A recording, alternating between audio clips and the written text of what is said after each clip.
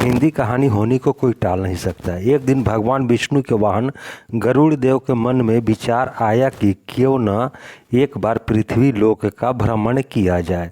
अपने भ्रमण के दौरान जब गरुड़ देव भगवान विष्णु के पाटलिपुत्र मंदिर पहुँचे तो उनकी नज़र वहाँ के चबूतरे पर बैठे थर थर काँपते हुए एक कबूतर पर पड़ी।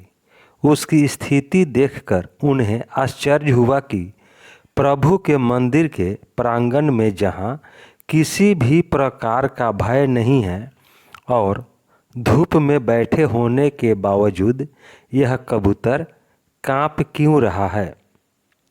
उन्होंने उस कबूतर से काँपने का कारण पूछा तो उस कबूतर ने पहले तो उन्हें प्रणाम किया, उसके बाद कहा कि प्रभु, आपके आने से कुछ समय पूर्व यमराज यहाँ आए थे।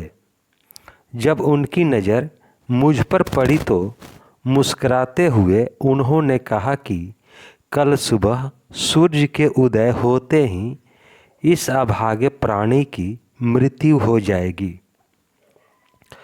कल मेरे जीवन का आखिरी दिन है। यह जानकर भला कोई कैसे खुद पर नियंत्रण रख सकता है। इसलिए मैं मृत्यु के भय से डर के मारे काँप रहा हूँ। मैं अभी मरना नहीं चाहता। कृपा कर मेरी प्राणों की रक्षा करें और मुझे इस मुसीबत से बचाएं। उस कबूतर की कातर विनती सुनकर उन्हें उसके ऊपर दया आ गई। साथ ही उनके मन में यह विचार भी आया कि क्यों न यमराज को चुनौती दी जाए। उन्होंने कबूतर को अपने विशाल पंजों में दबाया और मंदिर के प्रांगण से दूर एक सुरक्षित गुफा में पहुंचा दिया। मलयगंध पर्वत पर स्थित गुफा को सुरक्षित बनाकर गरुड़ देव वहां से उड़ चले।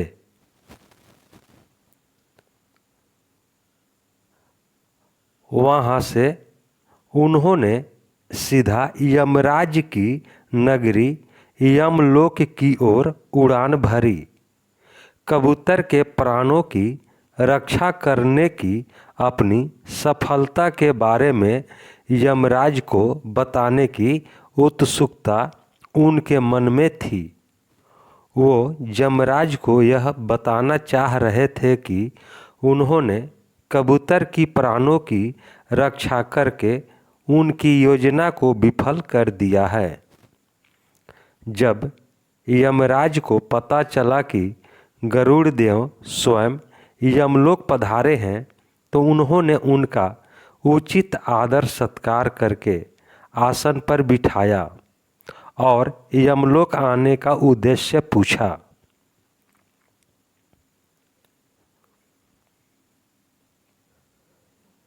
तब गरुड़ देव ने बड़े शान से उन्हें बताया कि आज जिस कबूतर की मृत्यु होने वाली थी उन्होंने उसे बचा लिया है। उनकी बात सुनकर यमराज मुस्कुराए और चित्रगुप्त से उस कबूतर के बारे में पूछा।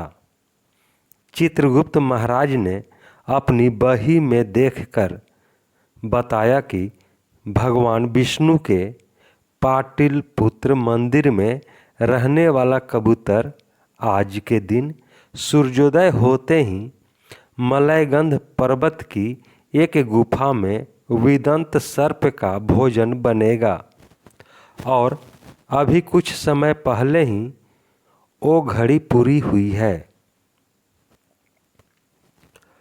यह सुनते ही गरुड़ देव के आश्चर्य का ठिकाना न रहा और वह सीधा उस गुफा में पहुँचे।